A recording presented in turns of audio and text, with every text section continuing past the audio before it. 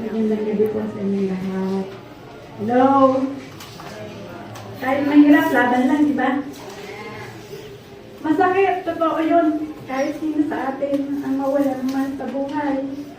Pero isa lang ang masasabi ko, nandiyan si Lord na gumagabi sa atin. Lahat ng pasan natin. May reason si Lord, may dahilan siya, may mas magandang plan siya para sa Kanya. Binigyan niya siya ng 2 concept ng kanyang buhay. Siguro dahil sabi ni Lord, itetrain ko kayo para pagdating ng hisga. Si Lord, kaya nyo na, mas matapang kayo kaysa dati. Kasi kung hindi niya ginawa yun, manapakasay talaga. Nagtaningan ka ng buhay, tapos bigla na lang mawawala, di ba? Pero sabi ko, Lord, alam ko may mas maganda kang plano. Alam ko, meron ka pang gustong gawin na mas makakabuti para sa lahat. Masakit. Pero kailangan ituloy ang buhay. Siya yung kapatid na napakabuti sa lahat. Hindi sa amin, sa bawat tao na nakasalumuhan niya. Kahit mahirap, buhay ng 7 anak, hindi niya hindi ang hirap. Hindi ko siya naringgan ng daing. Hindi mo siya nakitang ate, ganito. Maria, ganire. Kahit hirap, pinipilit niya. Kasi ang lakas ng faith niya kay Lord. Sabi niya, kaya ko to. Laging ganun siya. Pero, kahit anong hirap, lahat kinakaya. Lalo na nung napasama siya sa church niya, nakita ko yung power ng prayer niya, kung gano'n siya katibay. Yung kahit hirap na, pilit niya nilalabanan. Pero sabi ko, Kuya, go na. Kung hirap ka na, mas masakit ang nakikita kitang ganyan. Yung unti-unting nawawala yung lakas mo. Napakasakit kasi nung parang dinutupok yung puso namin. Pero dumating din yung oras ng sabi ko, Lord, kung kailangan na, Lord, tinataas ko sa kanya sa'yo. Lord, kayo na pong bahala sa kuya ko. Wala na po kaming choice. Ikaw lahat ang bibigay nun. At ngayon, kailangan mo na siyang kunin. Alam ko, may second bite sa taas. Magkikita pa rin tayo. Ang magulang ko, kasama niya na. Alam ko, darating ang panahon. Lahat ng nangamatay, mabubuhay muli. At tayong lahat magkakasasama sa takdang panahon. Ang kailangan lang natin, magbago, tanggapin ng Panginoon. At doon ang unang pangalawang buhay. Salamat po.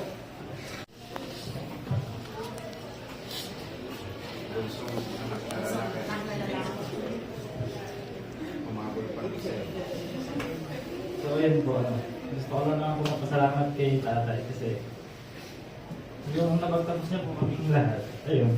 Tapos yung recently lang po na pumasama for the exam, naipahit ako na rin po sa kanya yung lisensya ko.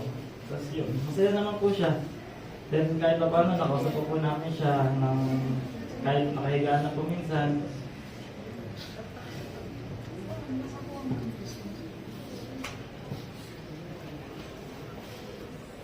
Ang hirap po mawala ng ano.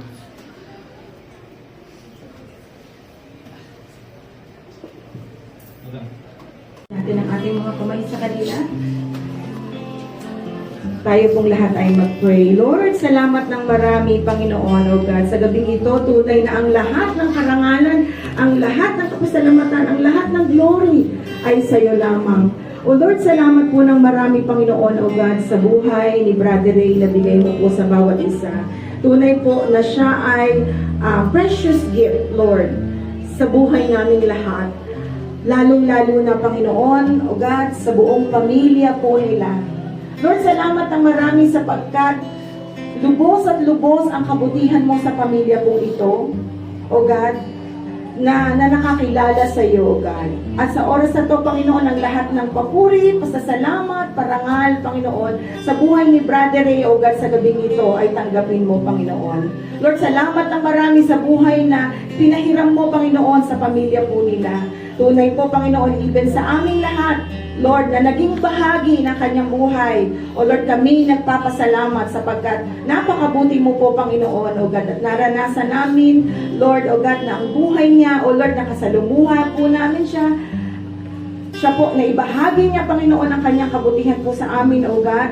Lalong-lalo na, Panginoon, sa buong pamilya nila. Salamat ng marami, Panginoon, O God. Hallelujah. Father, God, sa oras po ito, Sa buong pamilya po nila, O God, ay nilalapit namin mula sa kanyang asawa, Panginoon. Ang dalangin po namin, Panginoon, ay bigyan mo siya ng lalong tibay at lakas ng loob, O God. Na ngayon ay wala po si Brother Ray, subalit alam namin, Panginoon, na nasa mas mabuti siyang kalagayan kung kaya sa oras na to, Panginoon, amin pong itinitiwala, O Lord, ang buhay, Panginoon, ng kanyang asawa sa iyo, Panginoon. Mangunang ka sa kanya, lalong mas maging malapit siya sa iyo, Panginoon, at sa mga oras na siya'y nalulungkot, aliwin mo po siya at i-comfort, O God. Declaring, Panginoon, O God, na sa buhay niya, mas lalo, Panginoon, O God, yung itig ng pagmamahal sa iyo, O God, at yung pananampalataya niya sa iyo, Panginoon, ay ibubuhos niya. At salamat sa buong pamilya nila, Panginoon. Ang dalangin namin, lalo pa, Panginoon, O God, na yung pagmamahala ng magkakapatid, O God, ay mag-umapaw sa isa't isa. Lalong-lalo na ngayon, Panginoon, i-comfort mo po sila sa pagkawala ng kanilang ama, O Lord, O God. Subalit alam namin, Panginoon, higit sa lahat na andun na siya sa better place. Kapiling mo, Panginoon. At sa oras na to, ang dalangin namin, O God, ay lagi mo po silang kalingain, i-comfort, Panginoon, O God, at lalo, O God, na mas maging malapit ka sa kanila kaysa sa dati, O God.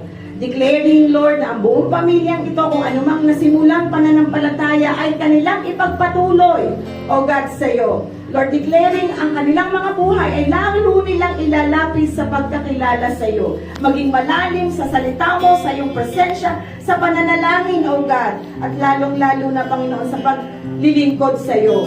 Salamat na marami, Panginoon, at ang dalangin po namin, O God, let there be unity, Lord, sa kanilang pamilya, and let there be always love, Lord, and faith na nagmumula sa iyo. Salamat na marami, Panginoon. Idinideklara namin, Panginoon, sa pamilyang ito ang nag-uumapaw na pagmamahal, katapatan, O Lord, at mga biyaya ng kalangitan ay kanilang maranasan. Lalong-lalo na, Panginoon, yung pananampalataya nila sa iyo hanggang sa muli mong pagbabalik, O God, ay matagpuan mo sila na maging tapat sa iyo. Salamat ng marami, Panginoon, sa iyo lahat ang papuri, sa iyo lahat ang katagumpayan, sa iyo lahat ang pasasalamat, O God, at among, O Lord, na nagsidalo sa gabing ito, ay amin ring tamuhin ang mga pagpapalang nagmumula sa iyo.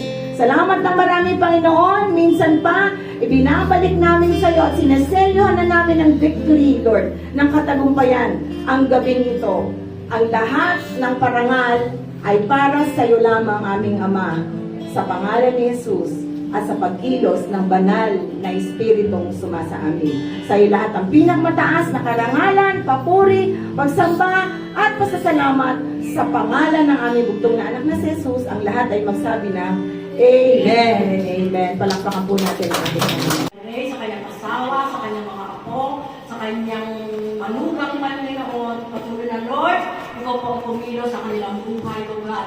Lord, sa kalungkutan ng kanilang nararamdaman, Lord, patuloy nga, O God, nalalangin po namin, O God, na ikaw po magbibigay ng kagalakan sa kanilang mga puso, O Lord God. Kaya Lord, salamat po sa buhay po ng kanilang pamilya, Panginoon, at dalangin mo po, Panginoon, na sila po ay makapagpatuloy sa iyo, O God, upang Lord na magkaroon po sila ng tamang relasyon sa iyo, Lord God. Kaya Lord, salamat po, Panginoon, at tunay, O Diyos, na pagpalain mo po ang buhay ng family po ni Brother Ray, O Lord God, at patuloy na ito ang kikilos, gagawa, dahil kay buhay na Diyos, na kanilang pinanampalatayanan, patuloy na pagkilos ng iyong kapangyarihan sa buong family po ni Brother Ray, in Jesus' name. Lord, salamat po ng marami, O God, mag-isa na kaisa sa panalangin, O God, dalangin po, Panginoon, patuloy na pagpalain mo din po sila, O God, at matagpuan po nila, Panginoon, na ikaw ang tunay na Diyos na magiging kaligtasan ng kanilang buhay.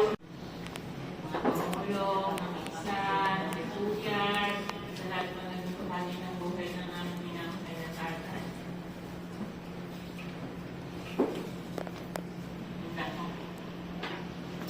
Sige po. Okay, yun lamang po at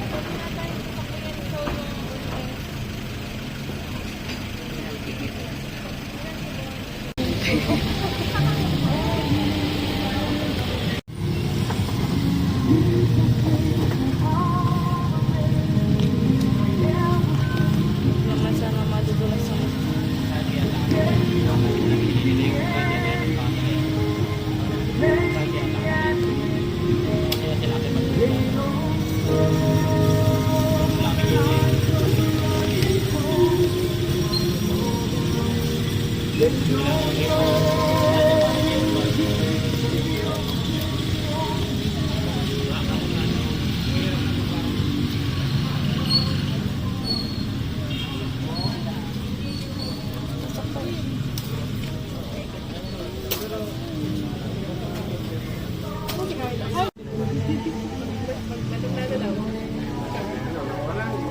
pa.